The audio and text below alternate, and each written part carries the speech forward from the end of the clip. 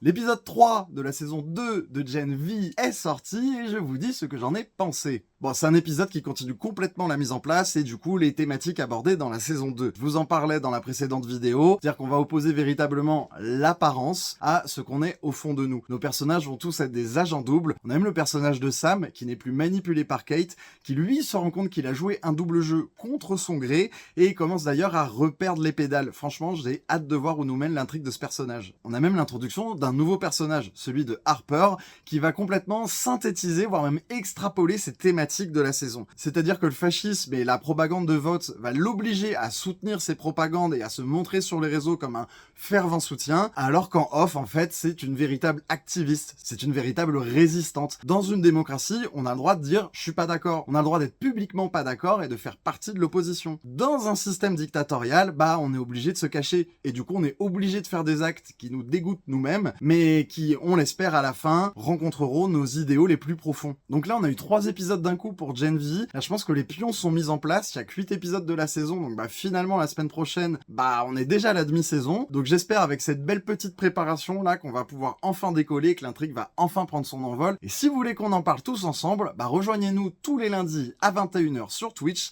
avec Benjamin. Et ciao!